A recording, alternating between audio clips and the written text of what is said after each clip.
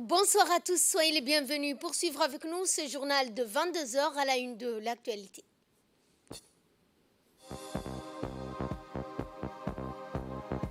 La République de Djibouti a célébré Al-Isra wal-Mi'raj qui coïncide avec le 27e jour de Rajab. Et l'ONU débloque 250 millions de dollars pour aider les personnes les plus vulnérables du monde et éviter la famine. Bonsoir à tous. Dans la soirée du dimanche 19 février, le ministre des Affaires musulmanes, de la Culture et des Biens Waqf a présidé, la cérémonie de célébration de l'Isra wal-Mi'raj au Palais du Peuple. À l'instar des pays musulmans, la République de Djibouti a célébré cette fête religieuse de l'Isra wal-Mi'raj qui coïncide avec le 27e jour de Rajab, 7e mois du calendrier islamique. L'Isra wal-Mi'raj était un miracle qui s'était donc produit à un moment décisif de la vie du prophète Mohammed sallallahu alayhi wa sallam. Pour marquer cette fête religieuse, a été organisée une cérémonie au Palais du Peuple sous l'égide du ministre des Affaires musulmanes, de la Culture et des Biens Waqf. La cérémonie s'est déroulée en présence des hauts responsables du ministère ainsi que des ulama, des imams. Elle commence donc par la récitation d'un verset coranique suivi de poèmes de qasaïd commémorant ce glorieux miracle. Cet événement important constitue l'un des chapitres les plus marquants de la biographie du prophète, au cours duquel les 5 prières rituelles ont été établies pour les musulmans en cette nuit particulière empreinte de spiritualité. L'honorification divine du prophète est mentionnée dans le Coran, début de la sourate Al-Isra, gloire et pureté à celui qui de nuit conduisit son serviteur de la mosquée sacrée à la mosquée Al-Aqsa, dont nous avons béni les alentours. Ce fut un merveilleux voyage, commençant par Al-Isra, le voyage nocturne, et se terminant par Al-Mi'raj, l'ascension au ciel, où le prophète vit les meilleurs signes de Dieu, ce qui atteste le rang élevé qu'Allah a donné parmi les prophètes.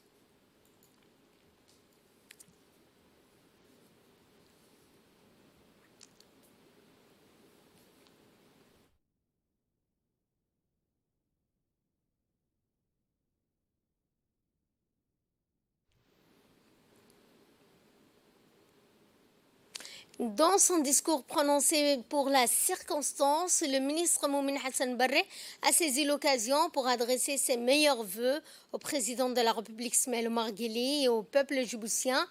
Plus de progrès et de prospérité. Il a ensuite souligné le sens spirituel inspiré par ce merveilleux voyage qui ravive la foi des musulmans et montre leur amour pour le prophète Mohammed sallallahu alayhi wa sallam, évoquant le rôle important des mosquées dans la culture islamique.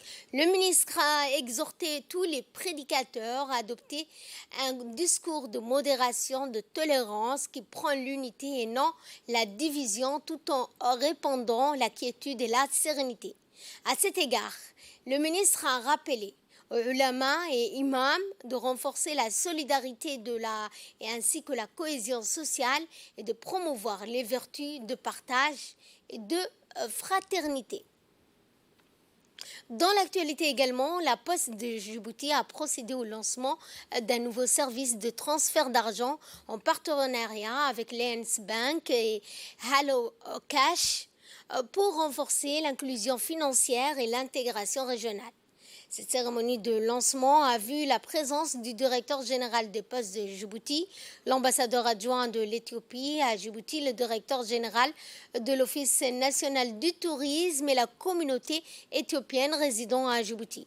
Ce nouveau service permettra aux clients de la Poste d'envoyer de l'argent de manière sécurisée, rapide, facile à leurs proches en Éthiopie. Les fonds peuvent être transférés directement depuis les bureaux de la Poste de Djibouti et les bénéficiaires peuvent les recevoir sur leur téléphone mobile grâce au réseau de distribution de Hello Cash en Éthiopie. En proposant ce nouveau service, la Poste de Djibouti contribue également au développement économique en favorisant les échanges commerciaux entre les deux pays.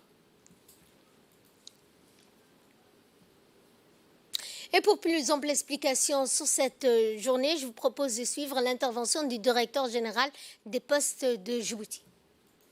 Nous sommes très heureux de voir qu'au niveau de l'intégration régionale, la Poste de Djibouti et Belcash ont scellé cet accord qui permettra d'envoyer de l'argent, mais pas seulement des transferts d'argent classiques, mais surtout de l'argent physique vers les téléphones mobiles en Éthiopie.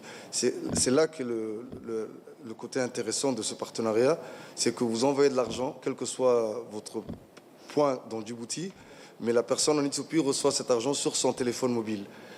Ça, c'est la première étape. La deuxième étape, c'est surtout qu'on puisse faire du e-commerce avec l'Éthiopie et que les gens qui sont à Djibouti puissent acheter des produits éthiopiens juste en utilisant une application mobile. Et ça, c'est la deuxième étape. Nous sommes en train de travailler pour que cela arrive aussi. Donc, ce lancement est une étape importante pour nous, la Poste, car c'est la mise en œuvre d'une volonté déjà générale du gouvernement de faire en sorte que Djibouti soit un hub financier, un hub logistique.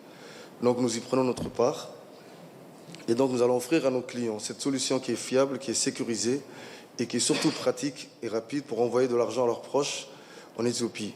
Donc le directeur général de l'Office de l'Agence nationale du tourisme est présent aussi. Et nous comptons aussi sur lui pour éduquer les touristes qui viennent de l'Éthiopie ou qui vont vers l'Éthiopie à utiliser ce nouveau service qui est utile et qui est totalement numérique. Donc je suis très content et je suis convaincu que ce service, que ce nouveau produit sera un succès au fur et à mesure et que les gens prendront l'habitude d'utiliser leur téléphone et utiliseront moins de cash au fur et à mesure. Je remercie donc la société Belcash et le staff dirigeant. Je remercie aussi les cadres de la Poste de Djibouti. Le colonel Waïs Amar Boghoré, commandant de la garde-côte djiboutienne, a reçu le colonel supérieur Ouaxio, attaché militaire de la République populaire de Chine au camp de Doralé. Au cours de cette visite, le colonel Waïs Amar Boghoré a présenté les missions et les capacités opérationnelles de la garde-côte, ainsi que les infrastructures et les installations de l'institution. Une attention particulière a été portée sur le centre d'instruction navale des gardes-côtes qui se situe au sein même du camp de Doralé. Cette présentation a été suivie d'une discussion fructueuse sur les points d'intérêt commun en matière de sécurité maritime dans la région. Le colonel supérieur Ouaxio a ensuite visité le centre d'instruction navale des gardes-côtes où il a pu observer les méthodes et techniques de formation mises en place par les gardes-côtes djiboutiennes pour renforcer les aptitudes et les connaissances des personnels.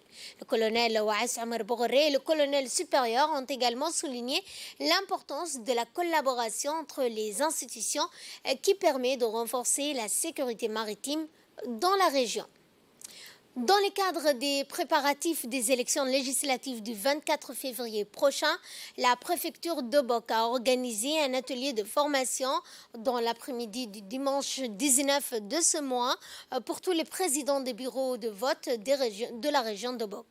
En effet, cet atelier était centré sur les missions qui sont dévolues aux présidents des bureaux de vote durant le processus électoral. Cette formation très importante sert de rappel pour les plus anciens, mais constitue une phase d'initiation pour les nouveaux. Au total, 43 bureaux de vote ont été conviés à cet atelier. Riche en informations, cette séance a par ailleurs suscité beaucoup d'attention de la part des participants.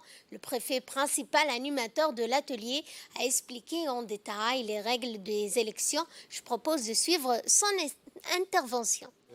Comment ils doivent se dérouler l'élection dans le bureau de vote et quelle est leur mission et rôle qui leur sont assignés. Donc ça s'est très bien passé. Nous avons eu des échanges d'une manière concrète et tout s'est très bien passé. Donc je remercie l'ensemble des participants qui ont répondu présents pour assister à cette formation. Et nécrologie, pour clore l'actualité nationale, nous avons appris avec tristesse la disparition à Ali Sabieh de feu Hassan Jilal Hosh, né en 1947 à Ali Sabieh. Le défunt est décédé vendredi dernier à 17h30 à l'hôpital régional Dr Ahmed Absi Ouersama. Le défunt laisse derrière lui 29 enfants et une cinquantaine d'arrière-petits-enfants, ainsi que 3 veuves.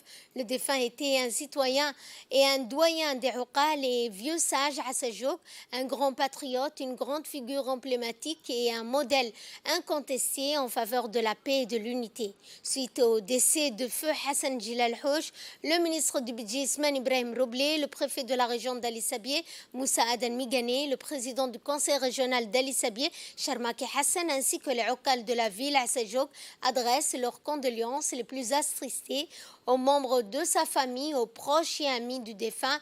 Inna lillah wa inna ilayhi raji'un.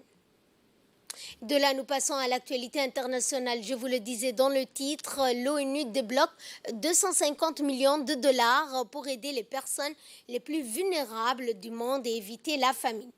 En 2022, l'ONU et ses partenaires ont atteint près de 160 millions de personnes, mais l'augmentation des besoins humanitaires dépasse rapidement la capacité de réponse selon le communiqué du Fonds central d'intervention d'urgence. Cette année, pour répondre aux besoins de base de 140 millions de personnes, près de 154 milliards de dollars sont nécessaires, mais on prévoit que moins de la moitié de ce montant sera collecté. Fin de ce journal, merci de votre fidélité. Dans quelques instants, vous suivrez le journal spécial élection avec Asma Boubacar.